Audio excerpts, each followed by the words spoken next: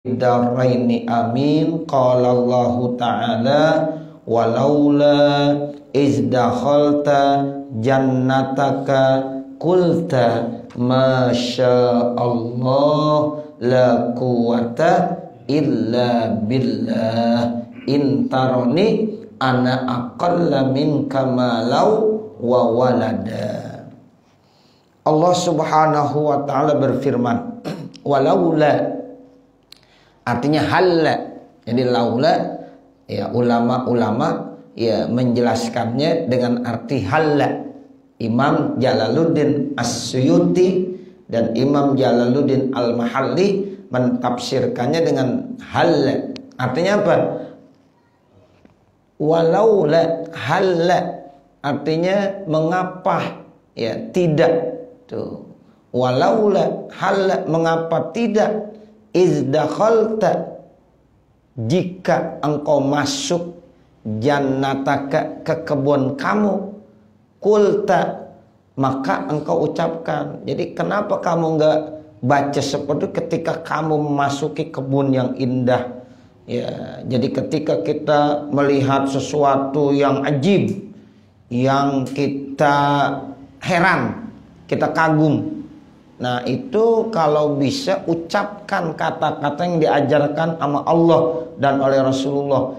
Jangan kamu tidak ucapkan ya. Ini apa yang harus kita ucapkan pada saat kita melihat ya makhluk-makhluk Allah, ciptaan-ciptaan Allah yang menurut kita ya menunjukkan rasa kekaguman gitu Pak ya. Kita heran ciptaan Allah, misalnya kita pergi ke satu tempat ada pemandangan yang sangat indah, kita ke kebun, ada kebun korma, ada kebun anggur misalnya, ada kebun ya mangga misalnya ya, yang berbuah lebat banyak.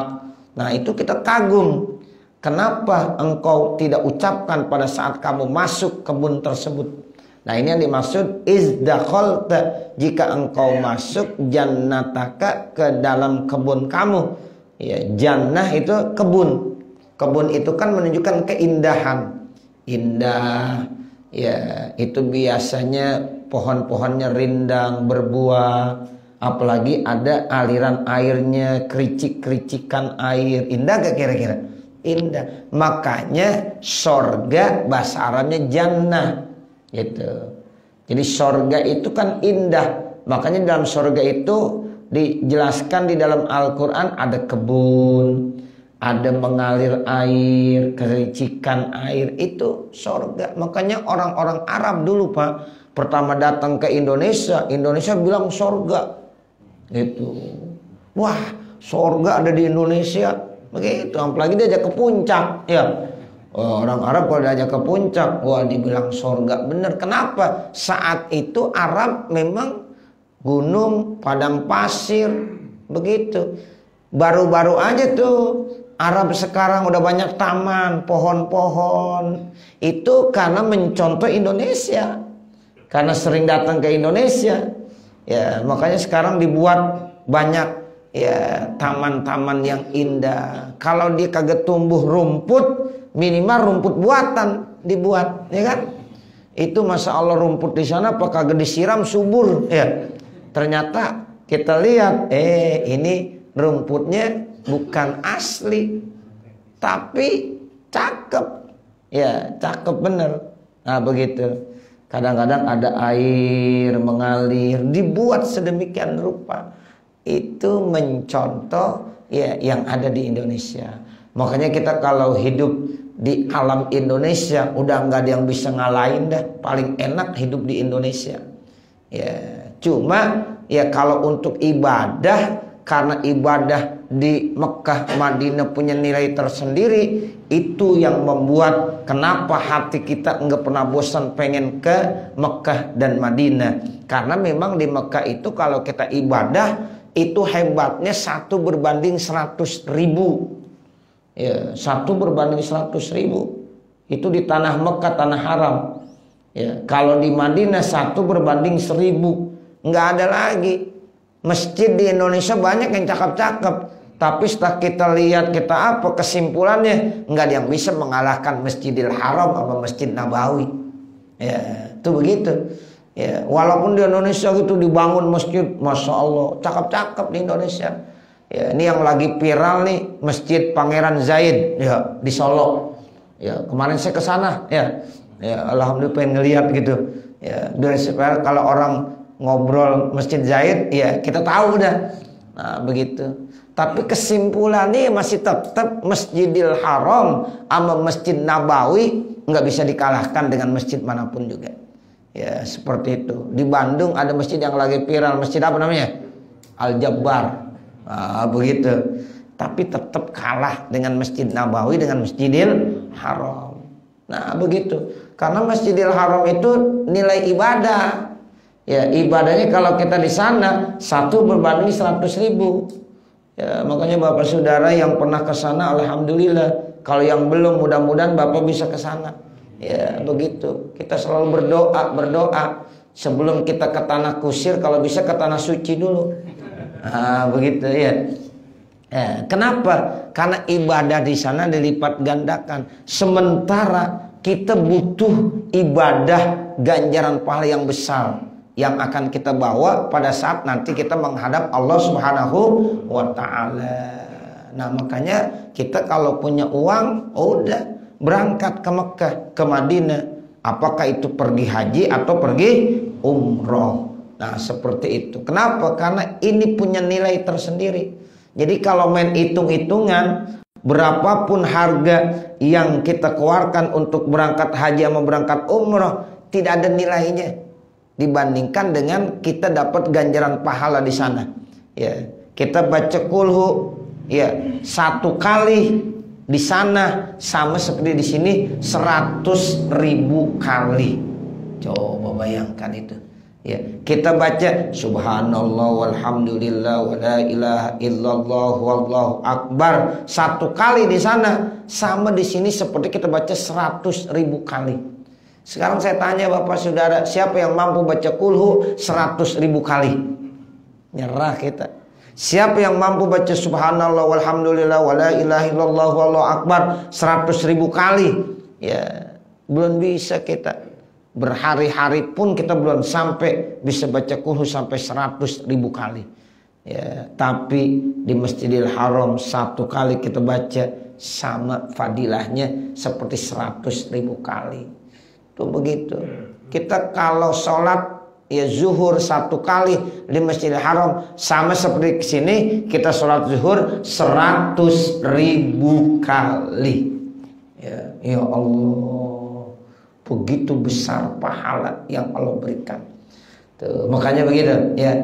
Jadi ya kalau kita bandingkan masjid-masjid yang ada di dunia ini, ternyata walaupun bagaimana indahnya, bagusnya, tetap tidak bisa mengalahkan masjid yang disebutkan oleh Rasulullah. Di dunia ini hanya 3 masjid yang paling istimewa. Pertama Masjidil Haram, yang kedua Masjid Nabawi, yang ketiga Masjidil Aqsa. Nah, 3. Ya, selain itu sama aja. Ya, Masjid Al-Jabbar sama sama Masjid Al-Falah. Iya, sama. Ya, Masjid ya Pangeran Zaid sama sama Masjid Al-Falah. Ya, jadi nggak ada bedanya kita sholat ya di sana sama di sini sama.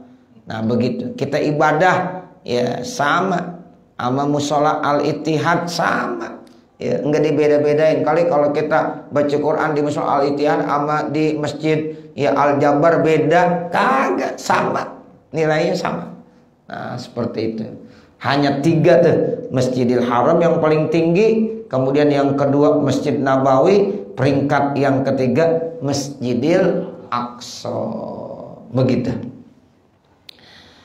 Nah, ini Allah jelaskan izdakhalta jannataka, jika engkau masuk ke kebun kamu ya fakulta atau kulta, engkau bilang inda ijabika, ketika kamu merasa kagum heran biha dengan taman, dengan kebun tersebut, haza ini ya, maka bilang masya Allahu la quwata illa billah. Itu kita baca begitu.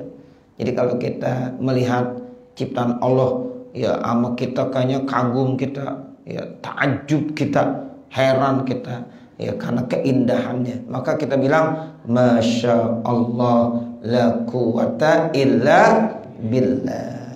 Masya Allah, apa yang Allah kehendaki tuh, la quwata, tidak ada kekuatan illa billah, kecuali hanya dengan Allah. Semua keindahan, kehebatan, kekayaan, kekuasaan, jabatan, apapun yang ada pada diri manusia sebenarnya itu kehendak Allah. Tidak ada yang punya kekuatan, hanya kekuatan Allah. Kalau saat itu diambil dalam hitungan detik juga bisa.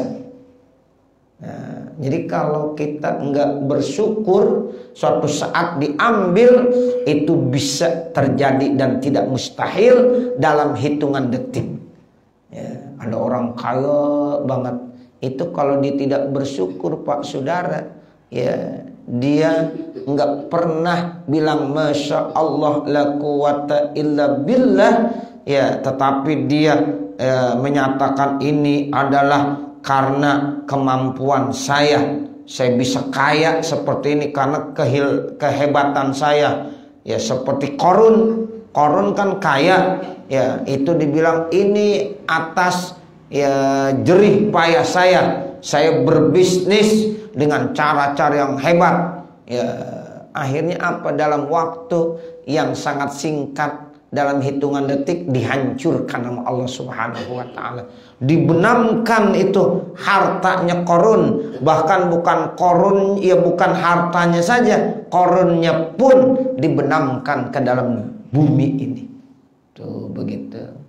Jadi makanya kita kalau punya jabatan, kita syukuri, ini adalah ya dari Allah, kehendak Allah. Kalau Allah mau ambil bisa aja.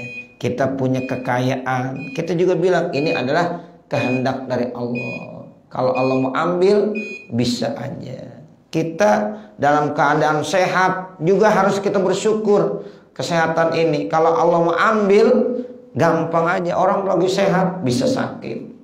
Ya begitu. Ya bahkan kehidupan kita pun itu atas kehendak Allah. Kalau Allah mau ambil, ya walaupun lagi sehat bisa aja. Ya tiba-tiba ya kita meninggal dunia. Nah makanya setiap kali kita melihat ada rasa kagum heran ya dalam diri kita, jangan sekali-kali kita ya membanggakan, nih saya, nih usaha saya, ini hasil jerih payah saya. Jangan. Ya kita bilang masya Allah la quwata illa billah. Itu masya Allah kan takjub, masya Allah. Artinya kalau kita masya Allah itu kan kita kagum, ya takjub, kita heran. Itu begitu. Terus kita tambahin, habis bilang masya Allah la quwata illa billah. Tidak ada daya, tidak ada kekuatan kecuali hanya dengan bantuan dari Allah Subhanahu wa taala. Nah, ini menandakan bahwa kita manusia lemah. Ya, kita manusia lemah. Khuliqal insanu dha'ifa. Manusia itu diciptakan dalam keadaan lemah. Ya, jadi kita ini lemah Bapak Saudara. Nih kita nih bisa menggerakkan ini tangan kita begini. Ini karena dengan kehendak Allah. La quwata illa billah. Kalau Allah nggak berkehendak, kita nggak punya kekuatan untuk menggerakkan, apalagi kaki kita bisa jalan, ya dan lain-lain sebagainya. Ini ujung telunjuk kita aja bisa bergerak begini. Ingat, karena kehendak Allah. Itu namanya masya Allah la quwata illa billah. Ya, makanya ini perlu kita baca. Ya, jadi tidak ada rasa kesombongan dalam diri kita. Ya, karena kita udah baca masya Allah la quwata illa billah. Tuh, jadi kalau kita melihat apa saja yang kelihatannya mengagumi, ya itu ya, cepat kita ucapkan redaksi ini masya Allah la quwata illa billah. Wafil hadisi, di dalam hadis Rasulullah menjelaskan, man u'tiya khairan min ahlin aw malin fayaqula inda zalika masya Allah la quwwata illa billah lam yarbihi makruhan. Kata Nabi nih, ya, siapa yang diberikan nilai-nilai kebaikan, apakah itu berupa keluarga, kita dikasih istri yang solihah, dikasih anak, keturunan yang birrul walidain, yang sukses. Di dunia kita lihat anak-anak kita udah pada sukses, mudah-mudahan nanti di akhirat juga begitu sukses juga. Ini kan satu nikmat yang sangat besar. Nah, itu bisa kita ucapkan tuh, masya Allah la quwata illa billah.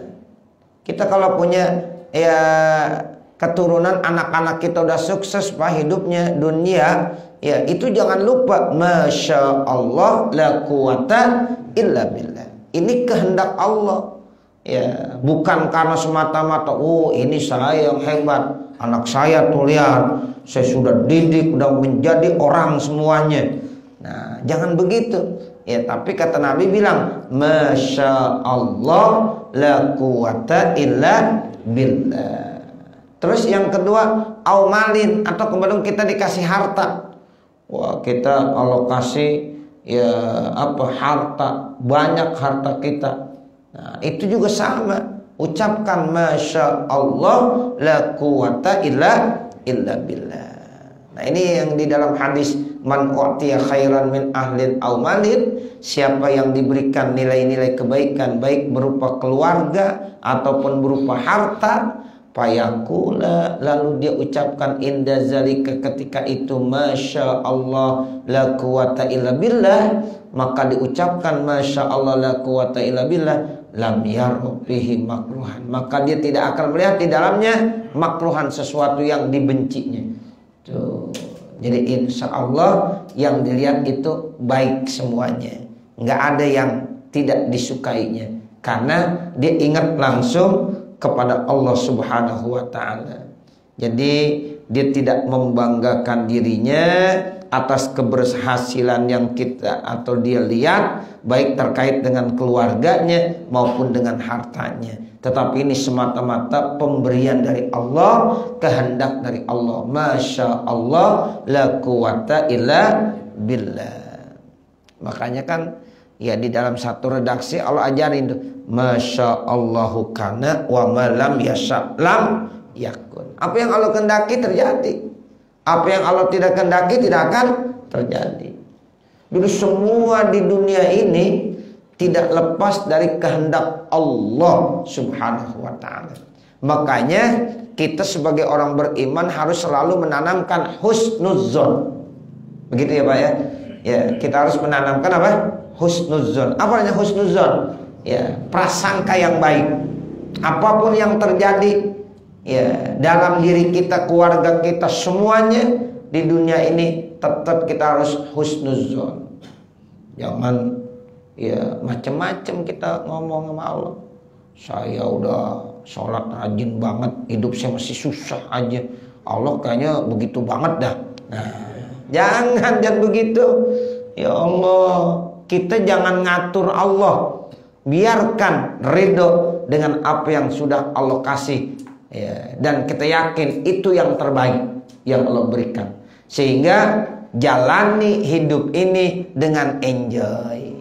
Jalani hidup ini dengan ridho, seneng. Nah, begitu. Ya, karena apa? Karena Allah selalu memberikan yang terbaik buat hamba-hambanya. Kan kadang-kadang kita sering ngatur Allah. Ya, begitu. Emang kita siapa ngatur Allah? Ya, nah begitu. Jadi kita jangan sekali-kali mengatur Allah. Masya Allah la quwata illa billah. Itu yang Nabi ajarkan. Dan di dalam suratul Kahfi ini sering kita baca. Nah, maknanya seperti itu. Ya. Intaroni ana. Ini kalau cara baca di dalam Al-Quran, lafaz ana jangan dipanjangin. Ya. intaroni ana aqalla, jangan intaroni ana aqalla, kan ada alifnya. Ya, walaupun ada alifnya, untuk lafaz ana jangan dipanjangin. Makanya kemarin tuh lafaz lakinna, ya enggak dipanjangin ya. Jangan lakinna, ya jangan begitu. Dalam Al-Quran suratul Kahfi kemarin ayat 38 kan begitu. Lakinna huwallahu rabbi wa la usyriku bi rabbi ahada. Lakinna itu jangan dipanjangin, sebab asalnya lakin ana, asal begitu ya. Lakin ana. Nah, ana ketika diwasol itu nggak boleh dibaca panjang, kecuali kalau di waqaf ya. Jadi lakinna ya begitu, jangan lakinna, jangan begitu. Lakinnahu Allahu ya. Banyak tuh kita baca ayat Al-Quran bacanya dipanjangin, lakinnahu Allahu, karena dilihat ada alifnya ya. Padahal itu lafaz ana ketika mau wasal ya, itu jangan dipanjangkan. Lakinnahu Allahu rabbi. Nah, sama tadi intaroni ana aqalla. Intaroni, jika ya engkau melihat aku, ana aku ya, makanya ana ini domir paslin namanya. Ya, jadi intaroni asalnya ada ya, ya-nya dibuang. Intaroni asalnya begitu. Ya, kemudian dia dibuang. Intaroni ana. Ya, ananya domir fasl. Bainal maf'ulaini, antara dua maf'ul. Jika engkau melihat aku, ana yaitu aku, saya, ya aqalla minka malau wa walada, lebih sedikit daripada engkau hartanya dan anaknya. Tuh kan tadi dibilang diberikan kebaikan dari segi ahli keluarga atau dari segi harta. Kita nih walaupun mungkin dari segi harta nggak banyak, dari segi keluarga nggak banyak, tapi kita selalu bersyukur, masya Allah, la quwata illa billah. Itu nanti mungkin bisa lebih baik dari orang yang diberikan harta dan keluarga lebih banyak, namun dia tidak bersyukur, bahkan dia membangga-banggakan dirinya. Nah, dia nggak pernah mengucapkan redaksi masya Allah la quwata illa billah. Nah, itu ya bisa lebih bernilai, lebih bagus orang yang dikasih harta walaupun lebih sedikit, atau lebih dikasih keluarga, ya anak dan lain-lainnya lebih sedikit. Nah, seperti itu. Karena nikmat syukur itu penting sekali. Ya, jadi kita tuh apapun yang Allah berikan kepada kita, syukuri. Sedikitkah, banyakkah, tetap kita bersyukur. Wa iz ta'adzana rabbukum la in syakartum la azidannakum wa la in kafartum inna azabi lasyadid. Nah, seperti itu. Ya, jadi intinya pokoknya jadilah sebagai hamba-hamba Allah yang bersyukur. Intaroni, ya, jika engkau melihat aku, ana, ya aku sebagai domir pasal, aqalla minka yang lebih sedikit dari engkau, apanya? Malan, hartanya. Itu malan, ya itu jadi tamiz. Ya, malan, hartanya, wa waladan, dan anaknya. Fasa Rabbi, maka semoga Tuhanku ayu tiani akan memberikan kepada aku khairan, yang lebih bagus, min jannatika, daripada kebun yang kamu ya miliki. Jadi kita ya misalnya alokasi sesuatu yang sedikit, tapi kita syukuri, itu bisa lebih bagus kebanding daripada orang yang dikasih lebih banyak tapi dia tak pernah bersyukur. Makanya kita mencontoh ya apa yang pernah dilakukan oleh Nabi Allah Sulaiman. Tuh, Nabi Allah Sulaiman dikasih apa aja, dia selalu ingat amal bersyukur. Makanya nabi yang paling kaya Nabi Sulaiman. Nah begitu. Tapi Nabi Sulaiman walaupun kaya, dia tetap selalu bersyukur. Haza min fadli Rabbi. Tuh, Nabi Sulaiman begitu. Saya dikasih kekayaan, dikasih kekuasaan, dikasih jabatan, dikasih ilmu, semuanya dipunya. Ya, tapi dia enggak pernah membanggakan dirinya, tetapi dia selalu bersyukur. Dibilang haza min fadli Rabbi.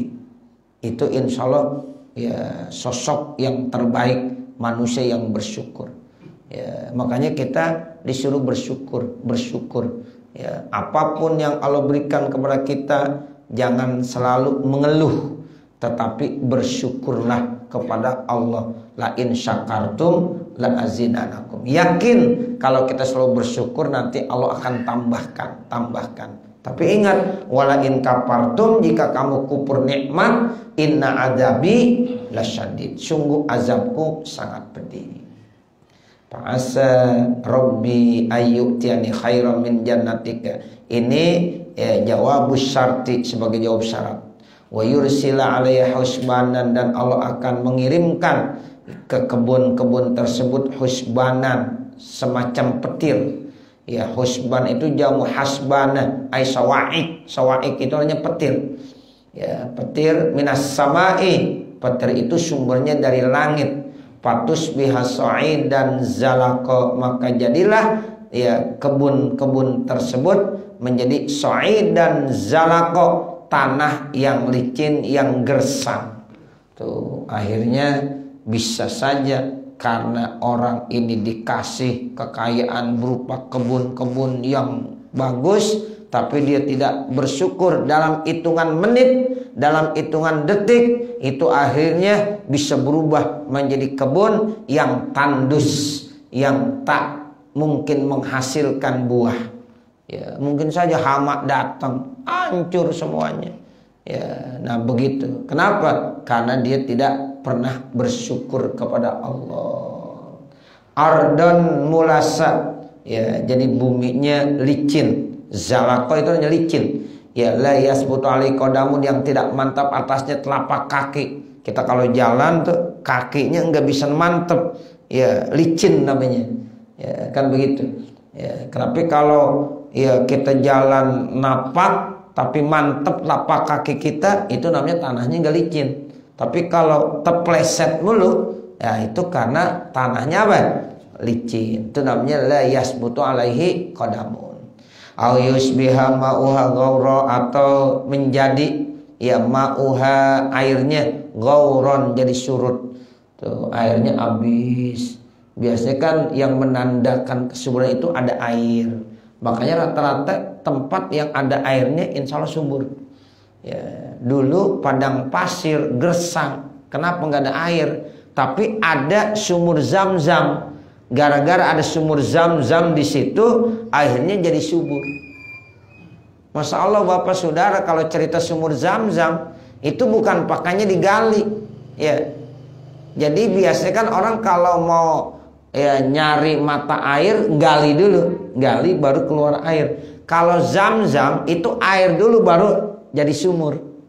Coba lihat, itu kan ceritanya Zam-Zam dari ya usahanya Siti Hajar. Ya, Siti Hajar saat ditinggalkan oleh suaminya Nabi Ibrahim, itu hanya ditinggalkan satu ember air. Ya, satu ember air Bapak Saudara. Ya, berhari-hari ditinggalkan, ya, sehingga habislah air tersebut. Apa yang terjadi? Nabi Allah Ismail yang masih bayi menangis. Siti Hajar bingung, tapi Siti Hajar enggak pernah berkeluh kesah. Dia usaha, dicari ke Bukit Sopa, dinaik. Ya, ternyata di Bukit Sopa nggak ada air. Kelihatan ada di Bukit Marwa. Lari lagi dari Bukit Sopa, dilari ke Bukit Marwa. Ternyata di Bukit Marwa kagak ada air juga. Tapi dari Bukit Marwa dilihat di Bukit Sopa ada air. Lari lagi ke Bukit ya, Sopa. Terus sampai 7 kali dia lari. Sopa, Marwa, Marwa, Sopa, Sopa, Marwa, Marwa, Sopa. Di tengah padang pasir yang tandus, matahari ya panas, Ya, tapi Siti Hajar tetap berusaha, semangat dia. Apa yang terjadi setelah 7 kali? Ternyata dilihat ya, di telapak kaki Nabi Ismail memancurkan, mengeluarkan air. Dilihat tuh. Lalu Siti Hajar lari sambil bilang, Zamzami, Zamzami, begitu. Apa nih Zamzami? Kumpul, kumpul. Ya, kalau Siti Hajar enggak bilang kumpul, kumpul, air itu akan mengalir terus dengan derasnya dan mungkin bisa membuat apa? Sungai. Tapi karena kata Siti Hajar, kumpul, kumpul, Zamzami, Zamzami, akhirnya kumpul. Karena kumpul-kumpul membuat lubang yang dalam terus. Akhirnya menjadi apa? Sumur. Tuh. Jadi sumur dulu apa air dulu? Air dulu. Biasanya kita kalau nyari air gali sumur, ya kan? Dulu orang-orang tua kita kan gali sumur, ya, gali sumur. Kalau Zam-Zam itu ada airnya dulu, baru berbentuk sumur, begitu, ya. Makanya disebut bi'ru Zam-Zam, sumur Zam-Zam. Ya. Nah, karena di situ ada sumber air, maka walaupun tanah itu kelihatan tandus menjadi subur. Ya, makanya akhirnya Mekah itu tempat yang penuh keberkahan. Kenapa? Karena ada sumber air, yaitu air Zam-Zam. Nah, begitu. Jadi kalau udah nggak ada sumber airnya, gersang itu dah. Ya, nah di sini ya ma'uha ghauro, airnya udah surut. Nah, kan berarti udah nggak subur lagi. Bimakna ghairan, ya maknanya ghairan, surut airnya. Atpun ala yursil, yaitu diatapkan lafaz yursil. Duna tusbih, bukan diatapkan kepada lafaz yusbih, ya li'anna ghaural ma'i, karena ya surutnya air la yatasabbabu, tidak menyebabkan anis sawa'iq, daripada sawa'iq yaitu petir. Falan tastati'a lahu talaba, maka kamu tidak mampu untuk menemukannya. Ay hilatan tudriku biha, satu hilah yang kamu akan temukannya. Ya, jadi kamu enggak mampu, karena itu semuanya kekuasaan Allah Subhanahu wa taala. Saya kira cukup untuk pertama kali. Nanti baru wa uhaita bisamarihi dan seterusnya. Mudah-mudahan apa yang kita baca pada kesempatan malam hari ini ada manfaatnya. Amin ya rabbal alamin. Kesimpulannya, jadilah kita sebagai hamba Allah yang senantiasa bersyukur, dan ketika kita melihat kenikmatan atau sesuatu yang mengagumkan, jangan kita sombong, tetapi kita ucapkan apa? Masya Allahu la quwata illa billah. Nah, mudah-mudahan apa yang kita kaji pada kesempatan malam hari ini ada manfaatnya, khususnya untuk pribadi saya dan mudah-mudahan untuk para hadirin jamaah sekalian. Akhirnya, manakala di sana sini terdapat kesalahan dan kekurangan, saya mohon dibukakan pintu maaf yang sebesar-besarnya. Wa mal kamal illa lillah, tidak ada yang sempurna kecuali hanya Allah Subhanahu wa taala. Wa sallallahu ala sayyidina Muhammadin wa ala alihi wa sahbihi wa sallam. Walhamdulillahi rabbil alamin. Al-Fatihah. A'udzu billahi minasyaitonir rajim. Bismillahirrahmanirrahim. Alhamdulillahi rabbil alamin. Ar-Rahmanir Rahim. Maliki yaumiddin. Iyyaka na'budu wa iyyaka nasta'in. Ihdinas siratal mustaqim, siratal ladzina an'amta 'alaihim ghairil maghdubi 'alaihim waladdallin. Rabbighfirli wa liwalidayya amin. Bismillahirrahmanirrahim. Alhamdulillahi rabbil alamin. Hamdan yuwaffi ni'amahu wa yukafi mazidah. Ya Rabbana lakal hamdu wa lakas syukru kama yanbaghi li jalali wajhikal karim wa li 'azimi sultanik. Subhanaka la nuhsi sana'an 'alaika kama asnaita 'ala nafsik. falakal hamdu hatta tarda. Allahumma shalli ala sayyidina Muhammad wa ala ali sayyidina Muhammad salatan tansarihu bihas sudur wa tahunu bihal umur wa sallim tasliman katsiran daiman ila yaumil ba'si wan nusyur innaka malikun rabbun ghafur. Allahumma ighfir lana dzunubana wa liwalidina wa limasyayikhina wa limuallimina wa liman lahu haqqun alaina wa liman ahabba wa ahsana ilaina wa lil hadirina wa lika